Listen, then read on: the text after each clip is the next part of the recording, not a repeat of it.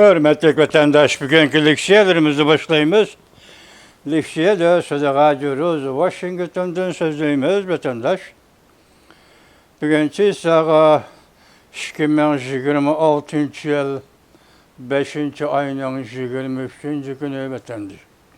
Heptiki şembe. Bugünkü vaziyetimizin esas bugünkü vaziyette bir parça haber. Mesela Amerika Koşmuş Ştatları İran hücum kılışqa tayyorlanayotidu ve yoki o'ylashyapti degandek bir parça haber geldi. Bu ham bugünkü vaziyetimiz. Sizlarga bu xabarda mundaq deyildi, vatandaş. Alomatlar ko'rsatdiki, Amerika İran'a yeni bir qatimliq hücum qilishni o'ylashyapti. Mavzuli xabar 5. ayning 22. günü erkinlik Vakit gazetesi e'lon qilindi. Xabar mundaq başlandı. Amerika ile İran'ın söhbeti halqalik bosqichga kirib keldi. Söhbetning jarayoni texi o'choq bo'lmagan bir paytda chet el matbuotlari mundaq xabarlarni tarqatdi. Amerika dal hozir İran'a harbiy harakat qo'llanishni o'ylashyapti. Anlaşılaga qaraganda Amerika Qo'shma Shtatlari prezidenti Donald Trump diplomatiya yo'lidan qayrilib, İran'a yana bir qatim hujum qilishni o'ylashganda hozirgacha rasmiy qaror chiqarmagan bo'lsa-mu, lekin Amerika armiyasi taraf ve istihbarat organları dam olishni amaldan qoldirib, qayta İran'a hücum qilish harakatiga moslashmoqchi bo'ldi. Demek bu bugünkü vaziyet necha kundan beri kelishimdan ertilish aralaqda dedik. İran'ın tashqi ishlar ministri Washington'u ziyorat qilishi mumkin.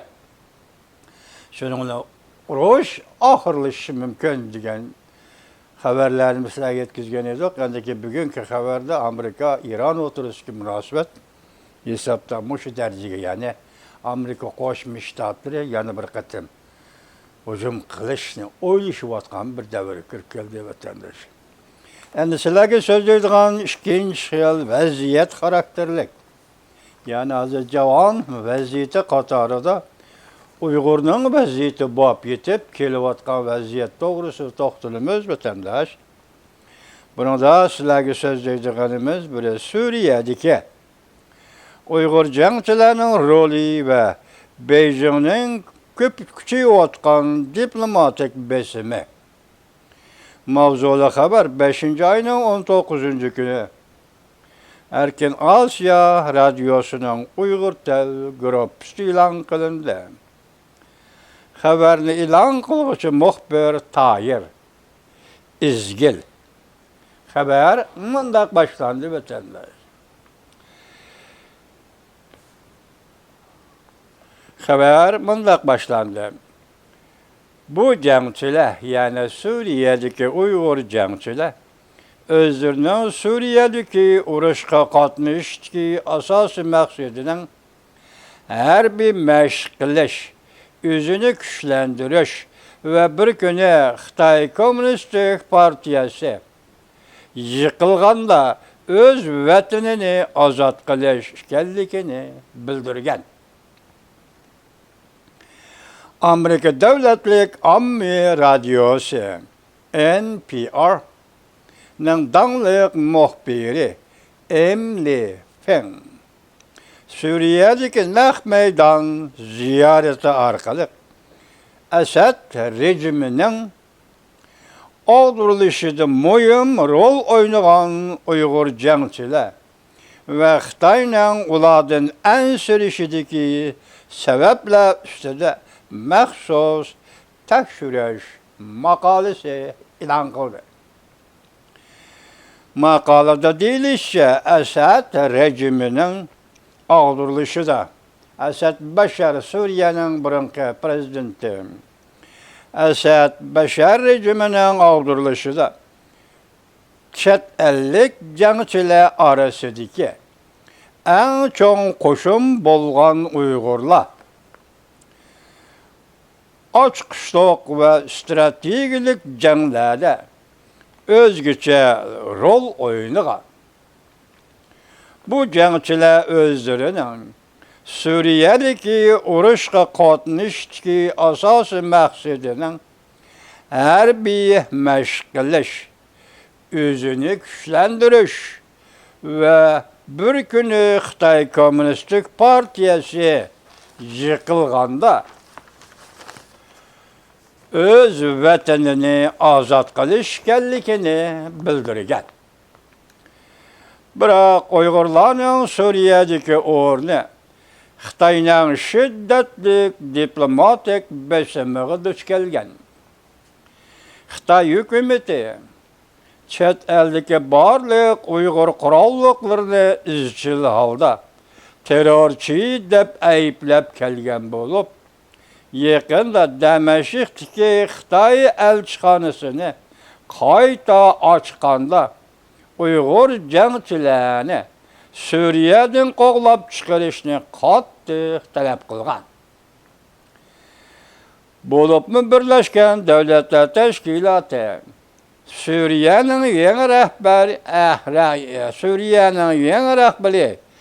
Ahmad Shara va yangi hukumatga qaratilgan terrorlik jazolarining ko'p qismini bekor qilish haqida qaror loyiha o'ttirg'a qo'yganda doimiy a'zo sifatidagi Xitoy bilet tashlashdan voz kechgan. Xitoy bu qarorni ochiq tanqid qilib, Suriya hukumati xalqaroning e'tirof qilishiga va jazoning bekor qilinishiga erishishdan ilgari o'z territoriyasidagi Uyg'ur jangchilari masalasini bartaraf qilishi, ya'ni ularni cho'qim davlatdan qo'g'lab chiqarishi yoki yo'qotishi kerakligini shart qilib o'ttirib qo'ygan. Suriyadagi Uyg'urlar bo'lsa, o'zlarining fuqarolarni nishonlaydigan terrorlik harakatlarga butunlay qarshi ekanligini, Afg'onistondagi guruhlar bilan aloqasi yo'qligini, faqat o'z vatanini va diniy e'tiqodini qo'g'dashni maqsad qilgan, qo'g'dashni maqsad qilgan milliy ozodlik kuch ekanligini ta'kidlagan. Birlashgan Davlatlar Tashkilotining kuzatuvchilari Suriyadagi Uyg'urlarning Xitoyning ichidagi zo'ravonlik voqealariga bevosita chetishlik ishkanligiga oid hech qanday aniq dalillarni ko'rmaganligini tilga olgan. Maqolada qayd qilinishicha, Azar Uyg'ur jamoati Suriyada o'z madaniyati va muorifini saqlab qolish uchun turli tijorat yo'llarini ochish orqali o'zlarini kuchlantirishga kuchab etibdi. Bu yerda bir nuqta, Cumhur Kompartiyasi chet el kuchlari, qurolli kuchlari buni Suriyaning yo'qotishini va chegaradan qo'g'lab chiqishini talab qildi. Bu qatim bu xabarning e'lon qilinishi Amerika Qo'shma Shtatlarining davlat ishiga qaratilgan radio, ommaviy radio NPR, ommaviy radio NPR e'lon qilinibdi. Muxbir Emily Finn tarafidan yozilibdi. Ham muxbir Emily Finn nomida e'lon qilinibdi. Biz Uyg'urlar shu xabarni shunday tayyorlab e'lon qilgan muxbir Emilyga rahmat aytamiz. Shundaqla biz Uyg'urlar bugun Amerika Qo'shma Shtatlarining NPR radyosunun, yani Omni Radyo'nun bu haberini ilan kılganlığını kutlayımız, alkışlayımız, karşı alımız vatandaşlarım. Endiki Leyli Cungo Kompartiyası ve Jonan Hay'nin, yakonan Birleşken Devletler Teşkilatı'daki vekilinin, yakonan taşkı diplomatiya işlerdeki emeldarlarının hemmisinin ağzından çıkıvatkan çet el güçleri, çet el kurallıkları, mesela Suriye'deki çet el kurallıkları, mesela Uygur kurallıkları, doğrusu da gep kesek ötkende biz bir katım sözlüğe neydik vatandaş. Şundak bunu da Jonan Hay, sizlerinin üzünlerinin tarih adımı bulup ötken işleri boğumunda, işler bulup ötkeni o. 1940 ve 45 yıllarda 2. Dünya Vuruşu devrinde Rusya'nın 1,5 milyon kişilik armiyası sizler bugün Şarkı Şimal deyip ataydığın Şarkı Şimal'a kirgen idi. Şu vakti çet el kurallık kuşları idi. Hatta şu Şarkı Şimal diye yerde uruş kılıp Japonya'nı mağlup kılıp bugünkü Cungo Kompartiyası'nı dünyaya elip gelgen kişileriydi ya. Ula kandak tarihçi kişiler deyip atıldı ve yak ula kandak çetel kişileri deyip atıldı Jonan Hay. Bizge bir çöndürüp koyunlar, biz Uygurlar düşünüp olaylı ya. Ula kandak çetel kişileri. Mesela bunu mu kuraylı, bunu koyaylı, bugün Kompartiyası yakında 100 yıllığını, bir asır tarihini besip ötken tarihini hatırlap öttü. 2021 yılı. Şu partiyanı kim kurgan ediyor Jonan Hay? Cungoluk bir kişiye, yaka bir Xitay kişiye, Cungoluk ikinci kişiye ve yaka tallangan üçüncü kişiye çıkıp kurgan partiyamidi ve yaka çet ellikle kilip kurup bergen partiyam. Mesela Finlandiyalik Demeterov, ikinci internasyonalının azası, Stalin evetken kişi Şanghay'da kurgan partiya Cungo Kompartiyasıydı. Buna Mao Zedong yakın kileligen emez. O vakti Mao Zedong bu partiye başlık bolalık ama emez. Mao Zedong fakat 1934 yılı Zünye jığınıdaki Cungo Kompartiyası'na ilgi baldı ya. Jonan Hay bu partiyanı Cungo Kompartiyası'nı kurup çıkan kişiler. Dmitri Stalin'in alaydı vekili Şanghay'da kurup çıkan partiyaydı. 1921 yılı 7. ayının 1. günü. Bunun bronxu ağızga alıdığan bolsak Jonan Hay, sizler devlet otsi dep tarifleydiğen ve Junhua Mingo degen devletini kurup çıkan ve Junhua Mingo degen partiyaga ega bolgan kişi Sun Yat-sen degen kişi mi? Aynı çağda Amerika Qo'shma Shtatlarının grajdanı ya. Chet ellik hesaplanmam da. Amerika Qo'shma Shtatlarının grajdanıydı Sun Yat-sen degen. Amerika Qo'shma Shtatlarının grajdanıydı. Yaponiyada mı turgan okuğa ve Yaponiyada mı yardım elip, qo'shimcha yardım elip, Junhua Mingo degen hükümetini kurup çıkan idi. Sizler bilginç partiya, yani Cungo Kompartiyası ahire o sebep bu sebep yaki Japonya uruşu yaki nima uruşu degen bahanla bilen azatlık uruşu deydigan bahanla bilen bu partiyani Cungo'dan qo'g'lab Tayvanga ekilib qo'ydinglar emas. Yani Amerika Qo'shma Shtatları bu qachoq partiyaga, bu mag'lub partiyaga Tayvanni bo'shda vaqtliq foydalanishga vaqtliq turishga Tayvanni bergan edi. Jonan Hay, bular esinglarda yo'qmi? Masalan, Jungoning harbiy qo'mondoni Judi Germaniyada o'qigan edi. Masalan, Jungoning vaziri, sobiq vaziri bo'lgan Jo Illay Fransiyada o'qigan edi. Masalan, Jungoga Mao Zedongdan keyin madaniyat inqilobidan keyin davlat rahbari bo'lgan Deng Xiaoping Fransiyada o'qigan edi. Keldi, ketdi, bodi keldi, hammasi chet el kuchlari edi. Fransiya uchun bular chet el kuchlari edi. Germaniya uchun bu odamlar, Judedek odamlar chet el kuchlari edi ya. Bularmı chet el kişileriydi. Hiç kim ularni tazlib etinglar degan emas şu vaqtda. Hiç kim ularni qo'g'lab chiqarib etinglar degan emas. Ya'ni junguliklar o'zi demagan avval bu ishni.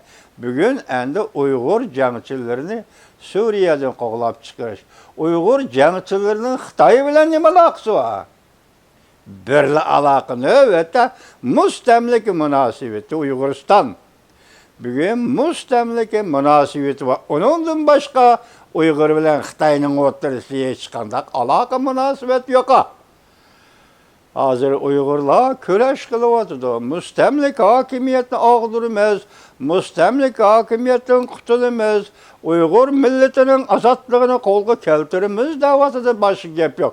Hozir bu jangchilar, Suriyadagi bu jangchilarmi ozodlikning, o'rlikning, tinchlikning, odamgarchilikning, insonparvarlikning vakili bo'la oladi-ki, hargiz sizlar tasvirlagandek terrorist bo'lmaydi. Bugungi dunyoda terrorist faqat bir, u bo'lsa-mu Jungo kompartiyasi rahbarligidagi Jungo davlat terrorizmidir. Chunki buning oldida paket bu terrorizm, Jungoda yo'l qo'yilayotgan davlat terrorizmi Tibetlarni qirg'in qilyotdi, Uyg'urlarni qirg'in qilyotdi. Uyg'ur qirg'inchiligi deb eg'izga oldi. Birinchi bo'lib Amerika Qo'shma Shtatlari shu vaqtdagi prezident Donald Trampning davlat ishlar kotibi Mike Pompeo 2000-yili 1-oyning 19-kuni Uyg'urlarni Şinjan'da hazır. Yani mustamlik Uyg'uristonda hazır. Jungo hukumati qirg'in qilyapti. Etnik qirg'inchilik elib beryapti. Mana shundaq dunyo bu ya, jo'naqa. Endi Suriya chiqarsin bularni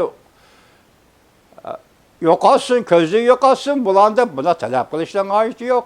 Hozirgi bugungi kunda bu talab, agar talab ra'yi, talab asosi, talabning mantiqiy asosi bo'yicha aytganda Uyg'urlar bu ko'chman Xitoylarning siyosiy hokimiyatini mustamlika Uyg'uristondagi ko'chman Xitoylarning tural armiya askari qo'shinlarini mustamlika Uyg'uristonda, ko'chman Xitoylarning ko'chmanlarini mustamlika Uyg'uristonda chiqarib etish kerak. Bu gapni Uyg'urlar deyish kerak. Uyg'urlar deydi. Uyg'urlar deyishga haqqi bor-da. Vatan Uyg'urning, zamin tuproq Uyg'urning jo'naqa. Qayda shundaq bo'ladi emasmi? Jo'naqa. Shu vaqtlarda qayda o'z yo'li bilan mangan bo'ladi emasmi? Jo'naqa. Hech shundaq bo'ldi. Shunga Suriyadagi Uyg'urlarni Jungolik kelib chiqarayotganlar desa bu Jungolik emas-ku ular. Bu ayrim bir millat o'zining ishini, o'zining yo'lini topib kelayotgan Uyg'urlar bu. Xitoy bilan nima aloqasi bor deb boshini aytdi-ku. Sening nima huquqing bor Jungo'nga? Masalan, Uyg'urlarni Suriyadan chiqaryapti. Uyg'urlarni chet el kuchi deb qara va Uyg'urlarni ashundaq yo'qot. Yo'q, unda qoida yo'q. Oqmaydi bu. Sen bir chet ellik Xitoy. Uyg'urning nazarida chet ellik Xitoy. Sen chiqib ketishing kerak bu yerda. Chunki ayni vaqtda, ya'ni shundaqlar, ya'ni shu Xitoyning ichida, masalan, Amerika Qo'shma Shtatlari bilan Jumhur Xalq Jamhuriyati hukumati diplomatik munosabat o'rnatgan kunlarda partiyaning yana bir sekretari Xuyobon chiqib ketamiz dedi ya. Şinjan'a qaratgan 6 moddalik siyosatining 6-moddasida Şinjan'a kirgan ko'chman Xitoylarni bir-birlab, turkumlab, bir-birlab elib chiqib ketamiz dedi ya. Bugun shuni ijro qilsang bo'ldik, boshqa gap yo'q. Bugungi kompartiya, bugungi Xi Jinping, bugungi Jo'nanxay Xuyobonning mushu siyosatini ijro qiladiganlar bo'lsa, boshqa gap yo'q. Dunyo xotirjam, Amerika Qo'shma Shtatlari xotirjam, insoniyat xotirjam, qo'shimcha Uyg'urlar ham xotirjam bo'ladi-da. Chiqib ketadigan kishilar sizlar. Suriyadagi Uyg'urlar. Suriya boshpanolik berdi, Suriyadagi Uyg'urlar emas. Chiqib ketadigan kishilar sizlar. Jo'naqa Birlashgan Davlatlar Tashkilotidagi vakilingiz ham, shundaqlar diplomatlaringiz ham Uyg'ur to'g'risida so'zlashda qoldirib, osonli bir yo'l chiqib ketadigan, mustamlik Uyg'uristondan chiqib ketadigan yo'l mana bu to'liq yo'l emasmi? Jungo Kompartiyasi jo'naqa qarama, Jungo Kompartiyasi chet ellik qurib bersa, Junhua Mingo hukumatini chet ellik qurib bersa, ya'ni kelib Yaponiyani Jungodan qo'g'lab chiqarib bergan birinchi davlat Amerika Qo'shma Shtatlari. Ular o'kiganda Yaponiyani mag'lub qilib, Jungo Kompartiyasining saniga chiqishiga sharoit yaratib bergan shu vaqtdagi vaziyat.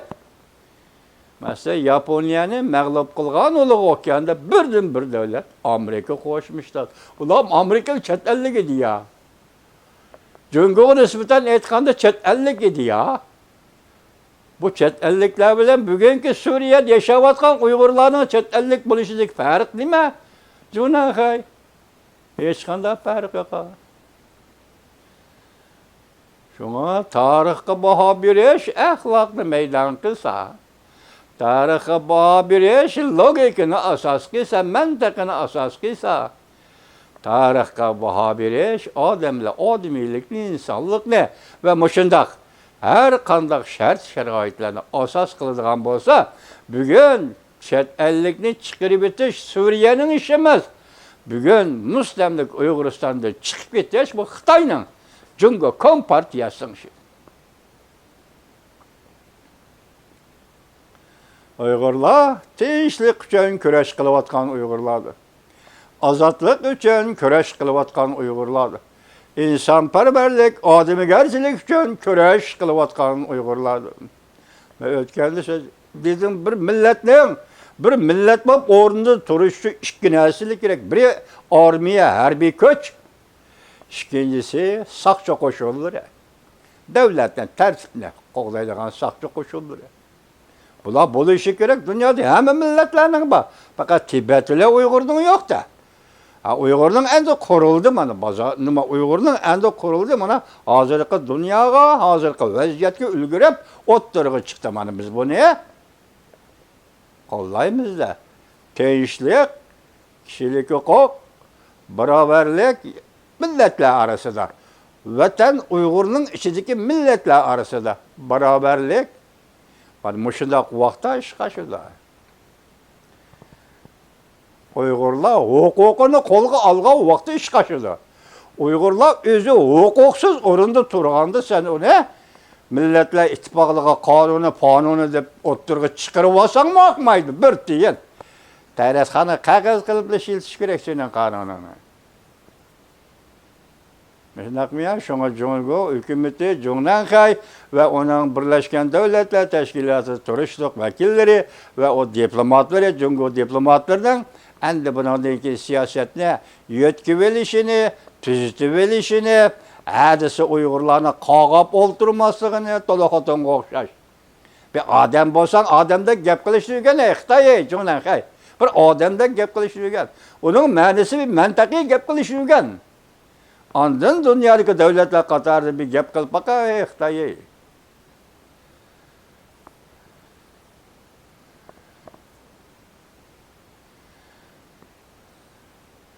Turkiyadagi Uyg'urlarimiz, nima? Suriyadagi Uyg'urlarimiz